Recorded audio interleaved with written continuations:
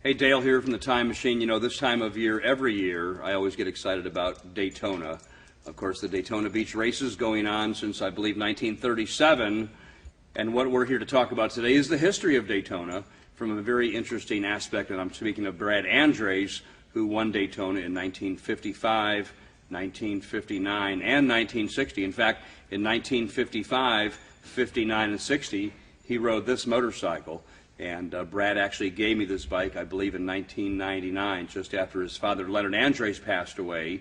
And, of course, back in 55, Brad was the rookie national champion and also the first man to win Daytona as a rookie. You know, when you study the history books on American racing motorcycles, Don Emdy's book, great example, Daytona from all the years, you can learn some really interesting history about Daytona, the early days on the beach. And that's where this bike competed. In fact, in 1955, Brad won as a rookie, as I mentioned. Average speed, 94.5 miles an hour. That's an average speed for 200 miles. A pretty amazing accomplishment when you think about a 425 or 430 pound machine, 750 side valve motor. But the interesting thing that they did in the early days on the beach to qualify for the pole position, that qualification was made on a high-speed run on the beach. So in 1955, all the contestants lined up. They had their moment of fame just to see how fast they can carry their motorcycles down the beach. Brad was the fast qualifier at, I believe, 126 miles an hour on this motorcycle. You know, and many times Brad was asked, how did he accomplish such a feat? And he always had the same answer, and that was my dad. And, of course, we're speaking of Leonard Andres, who actually built 7 Daytona-winning engines during his career. Brad, his favorite son, of course, set up on a home-built machine in 1955, winning Daytona, and then to come back in 59 and 1960 to win the Daytona race 3 individual times. Quite an accomplishment for a young fella. You know, many times the legacy of famous racers or famous individuals of days gone by often get lost and, you know, it's traded to the winds, and this is a different case. In 1998, 99, Brad actually gave me all of his family relics. He gave me the 55 Harley that he won Daytona on. He gave me the helmet that he wore in 1955. It's really an amazing piece of history. He also gave me his national championship AMA jacket.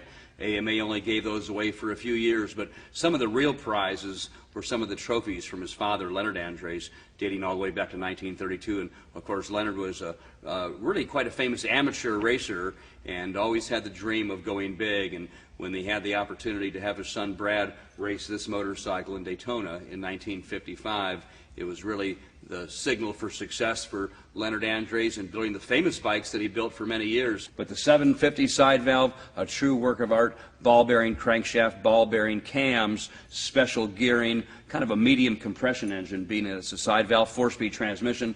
Bike weighs about 450 pounds, but you know, probably several 100,000 people have looked at this machine here at Wheels for Time, and they always ask the same question, and that is, what are these things right here? And the story straight from Brad in 1959, when he went back to Daytona after competing in 58, he decided the beach was so bumpy he needed a better way to stay on the bike. So he and Leonard concocted this little bracket, and his knees actually went underneath this bracket, keeping him really down on the bumps, and kept him able to navigate the bike rather than having his butt flying off the seat.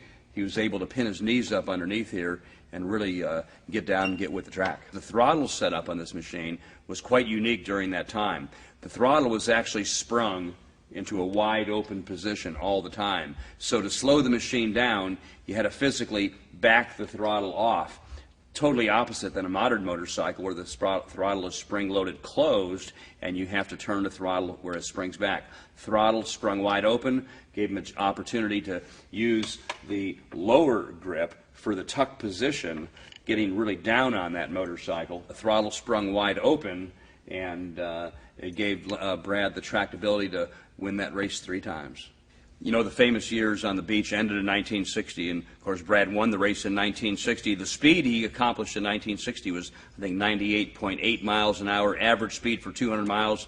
That record was not beat till 1968. Cal Rayburn on his 750 Leonard Andres tuned Harley, I think 102 miles an hour. But the glory days of the beach will never be seen again, and the legacy of Brad Andres and his rare and exquisite motorcycle, three-time winner at Daytona, and always exciting to see the bike run and crank, and that's what I'm going to do right now.